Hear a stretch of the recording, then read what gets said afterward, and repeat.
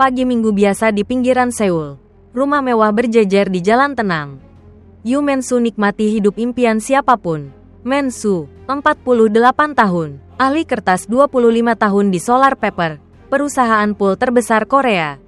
Bukan bos besar, cuma manajer menengah, tapi bangga kayak seniman sama karyanya. Hari ini dapat kotak belut dari direksi. Bangun pagi, peluk istri Miri, panggang belut buat keluarga, dapat penghargaan dedikasi. Mensu melayang, kira bakal naik jabatan. Seneng, pakai setengah bonus beli sepatu dan sama hal buat Miri. Setelah 25 tahun kerja keras, beli lagi rumah masa kecilnya. Anak laki 12 tahun suka tenis.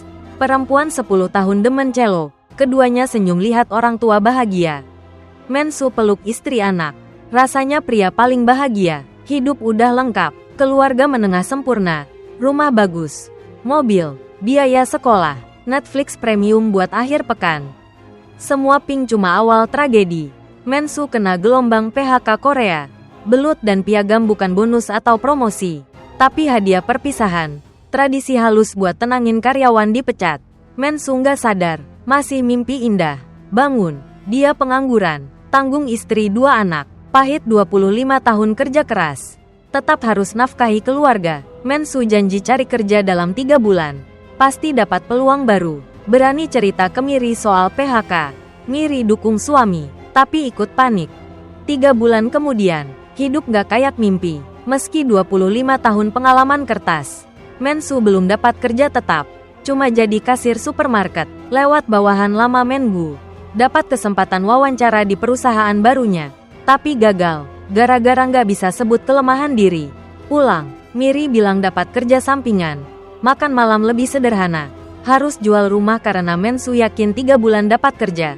Habisin pesangon. Sekarang 0 pemasukan. Jual rumah lunasin utang. Miri bilang ke anak-anak Netflix diputus. Lebih parah, nggak cukup biaya makan. Anjing kembar dikirim ke kakek nenek. 2 anak kaget, belum biasa miskin. Pagi itu, pembeli rumah temen sombong. Ejek Mensu tukang hebat ubah kandang babi jadi rumah bagus.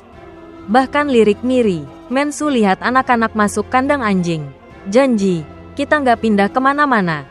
Mensu putus asa, sujud di depan toilet Moon Paper minta kesempatan. Pesaing jabatan manajer malah hina, kasih receh buat minum. Mensu lihat nama di CV, mulai obsesi. Di bar, Miri telpon, guru cello mau ketemu. Guru bilang putri mereka jenius musik, harus sekolah lebih tinggi. Mensu stalking pesaing, ikutin ke atas gedung, mau jatuhin pot tanaman buat matiin. Air pot jatuh ke muka. Sadar, bunuh dia juga nggak ganti posisi. Saingan banyak, di rooftop, rumah mau dijual. Keluarga nunggu duit, terpojok, ide gila muncul. Beli cabai dari tante, pulang, pakai HP burner daftar iklan di majalah Pullman. Bikin perusahaan Red Pepper Paper, tempat jadi keluarga. Bukan roda gigi dibuang. Suruh kirim CV lewat pos. Slogan, perusahaan kertas nggak pakai kertas. Pakai apa? Tapi ini cuma jebakan Mensu buat kumpulin data pesaing. Lalu stalking dan hapus mereka. Iklan manisnya kena di hati pengangguran. Banyak CV masuk. Dia sortir berdasar pengalaman. Ranking, mulai rencana. Ambil pistol warisan bapak. Bersihin, masukin tas. Kandidat pertama Beommo. Bapak Parubaya 30 tahun di industri kertas. Sejak kecil obsesi kertas. Kuliah jurusan produksi kertas di Kamwon. Masuk Namsun Paper abis wamil. Dedikasi 30 tahun. Tapi restrukturisasi, merger, di PHK, 8 bulan menganggur. Dia yang wawancara bareng Mensu di Moon Paper. Baca iklan palsu Mensu. Pecandu alkohol langsung buang minum. Tulis lamaran. Hari pertama, Mensu ke alamat Beommo. Stalking. Lihat pemuda asing keluar pintu belakang. Belum ada kesempatan. Pulang capek. Besok lanjut. Lihat Beommo dan istri Ara naik gunung. Ara gagal audisi nyanyi. Mau suami buka kafe pakai sound system koleksinya. Pasti sukses. Tapi Beommo setia sama kertas. Cinta kertas kayak napas. Semua butuh kertas. Kertas nafkahi dia 30 tahun. Bahkan rokok istri pakai kertas. Ara kesel suaminya cuma sayang kertas. Nggak peduli istri. Daripada olesin mesin kertas, olesin aku dong. Mensu tunggu momen. Mau tembak Beommo, pesaing terkuat. Tapi kata-kata Beommo sentuh hati. Dia juga dulu cinta kertas gitu. Kertas kasih hidup sempurna, tapi rebut semuanya sekejap. Beommo heran Red Pepper nggak panggil wawancara. Ingat slogan, perusahaan kertas nggak pakai kertas. Pakai apa? Langsung tinggalin istri, lari ke kantor pos. Mensu sembunyi di batu, kena gigit ular, ketahuan Ara. Istri Beommo buru-buru pertolongan pertama. Pulang, Mensu cek tutorial. Salah semua, cuma bisa geleng kepala. Miri mulai kerja bersihin gigi di klinik. Malam, Mensu mau minta maaf ke istri, sibuk wawancara. Biarin dia kesepian, takut Miri kayak Ara. Ejek suami nggak bisa, olesin. Tapi Miri percaya suami. Pagi, Miri rapikan dasi, bilang, kamu pasti lolos wawancara. Gebuk semua lawan. Mensu lanjut stalking Beommo. Kali ini pakai celana pelindung biar nggak kena ular. Nyelonong masuk rumah, ketemu Ara selingkuh sama pemuda kemarin. Mensu kabur pelan, ketemu Beommo pulang. Buru-buru putar balik, telepon Beommo buat tunda. Bilang perusahaan panggil wawancara sebelum jam 5. Beommo kena tipu, langsung naik mobil, tapi mau ganti baju dulu. Akhirnya Beommo nemuin istri selingkuh. Ambruk di halaman, pernikahan mereka mati kayak pohon pir depan rumah. Beommo coba telepon balik, Mensu cuek. Beommo balik mabuk, Mensu tahu nggak bisa bantu. Pulang, jemput Miri dan anak di klinik. Lihat bos Oh Chin Ho, ganteng, tinggi, rapi, ngobrol sama mereka. Mensu lihat diri sendiri berminyak ayam goreng. Miri melotot kesel, Mensu cemburu buta, ribut sama istri. Besoknya, Mensu bawa gigi sakit dan pistol dibungkus sarung tangan berlapis. Langsung ke Beommo. Dikira selingkuhan istri. Musik kencang. Mensu ngaku, tarik pistol. Ara lihat dari belakang, mau gebuk kepala Mensu. Dengar suami bilang, yang dicinta Ara cuma aku. Mensu kesel teriak, kenapa nggak denger istri? Nggak bisa cari duit, jual rumah, jadi kuli angkut juga boleh. Itu jeritan hati Mensu sendiri. Beommo marah, gue insinyur, ahli, rumah warisan mertua, mana bisa jual, angkut barang butuh punggung kuat. Ara tiba-tiba bicara. Mensu kaget, pencet pelatup, kena bahu Beommo. Ara pukul kepala, rebut pistol jatuh. Mensu tarik Ara, rambutnya ditarik keras. Ara kenal, cowok kena ular kemarin. Mereka rebutan pistol di bawah meja. Ara pegang, Mensu kabur. Dari belakang, Ara tembak mati Beommo. Karena kesel lama suami nggak berubah. Teriak, kehilangan kerja nggak masalah. Yang penting gimana hadapinnya, lalu angkat muka berdarah. Kejar Mensu, untung Mensu naik mobil. Gaspol. Tapi dia lupa pesta dansa janji sama Miri. Sampai sana, lihat istri dansa sama dokter muda. Ketawa mesra, Mensu mau dekat, tapi mundur. Balik, kubur mayat Beommo sementara Ara asyik sama selingkuhan. Pulang, halu Miri tidur sama dokter. Paksa cek celana dalam, Miri kira suami mabuk lagi.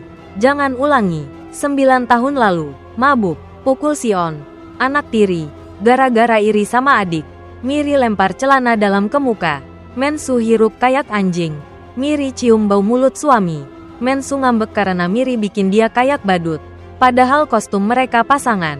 Klinik ikut tema gara-gara Miri. Bukan cuma dokter Oh. Mensu geram. Lo cantik banget. Mana bisa nggak curiga? Mensu kira Miri nggak tahu kelakuannya. Tapi Miri tahu semua. Ngurung diri di greenhouse. Nyetir 3000 km sebulan. Pakai sepatu bot wawancara. Mensu baru bilang, wawancara susah banget. Apalagi tatap mata orang. Makanya Mensu incar kandidat kedua. Si Jo, dulu kerja di perusahaan kertas khusus. Uang, lotre, faktur, paspor. Dia anggap kertas seni. Si Jo bapak tunggal. Kini jual sepatu part-time. Tahan hina demi anak. Mensu dikira pembeli. Dekati. Tanya, masih ingat minum bareng kolega abis kerja? Cerita, setahun menganggur, nggak mampu beli cello atau les buat anak berbakat. Setidaknya bisa beli sepatu. Lalu pergi, nunggu di jalan pulang si Jo. Pura-pura mobil mogok, tarik pistol. Pas ragu, si Jo balik badan, lihat senjata. Mensu tutup mata si Jo, arahkan ke jantung. Si Jo coba kabur, tapi Mensu tembak mati. Masukin si Jo ke bagasi. Ambil dashcam, kabur. Ironis, anak Miri, Sion, malah ajak temen curi HP di toko elektronik. Pagi polisi datang, Mensu kaget mau ngaku. Anaknya yang dibawa. Di depan kantor polisi, Mensu suruh Sion lindungi ibu. Tembak sendiri pakai pistol ini. Miri mau selamatin anak. Di toilet lepas bra, ketemu Won No, bos toko HP, Bapak Dongho. Yang dulu lihat rumah mereka. Miri buka jaket, mau minta maaf. Tapi Mensu ancam, suruh anakmu bilang dia yang ajak Sion. Kalau enggak, istri lo lihat rekaman lo selingkuh di toko. Pulang, kubur HP curian. Tanam pohon apel di atasnya. Buah terbaik dari kotoran. Nanti bikin selai apel pas berbuah. Setelah itu, Mensu dan Sion makin dekat. Mensu cerita kakek dulu kubur 20.000 babi sakit. Lalu gantung diri. Malam, Sion sembunyi di atap ngerokok. Lihat Mensu tutup greenhouse. Di dalam, Mensu mau potong mayat si Jo. Tapi jijik, akhirnya lipat mayat kayak bonsai. Kubur, tanam apel lagi. Tapi rahasia lama-lama ketahuan. Polisi datang, laporan istri si Jo hilang. Nemuin mobil dan HP di gunung. Cek panggilan, tahu si Jo wawancara bareng Mensu. Beom Mo juga hilang.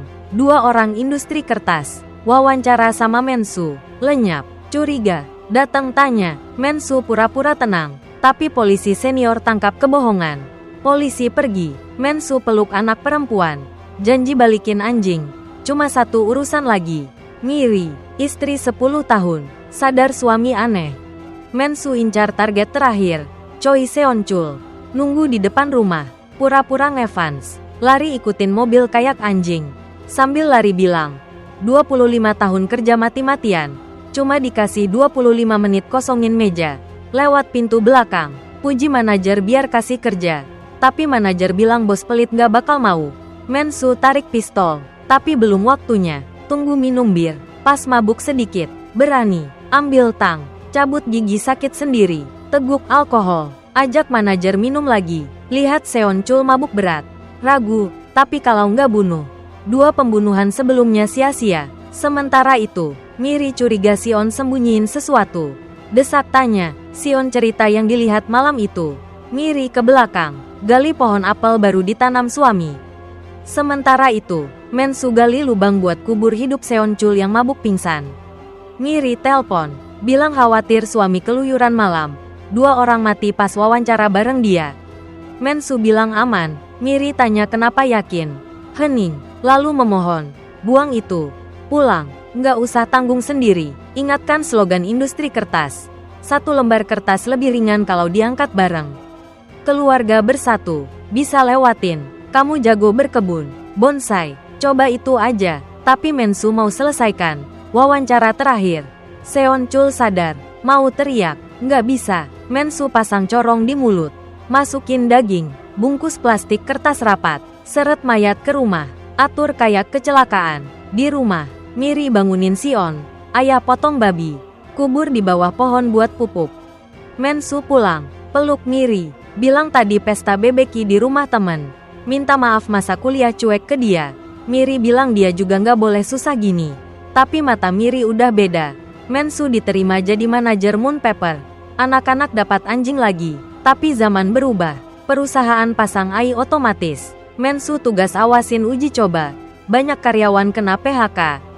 Kali ini Mensu santai. Senyum. Polisi datang. Cerita aneh tapi masuk akal. Istri Beom Mo bilang suaminya depresi pasca merger PHK. Musuh utama Jisoo lebih kaget. Beom Mo hilang bawa pistol simpanannya. Akhirnya polisi simpulin Beom Mo bunuh Jisoo. Lagi sembunyi. Suruh Mensu hati-hati. Hari pertama kerja, istri anak antar. Ajak bakar babi. Miri dan Sion takut nolak. Lihat anjing dekat pohon apel. Miri teriak suruh pergi. Mensu suruh Miri main tenis lagi. Dia bilang enggak, mau hemat. Juga bilang rumah enggak dijual. Udah tanam apel. Mana bisa, anak perempuan main cello lagu ciptaannya buat keluarga. Miri seneng tapi bingung ekspresi. Mensu peluk teknologi baru. Lanjut kerja, hidup berputar kayak biasa.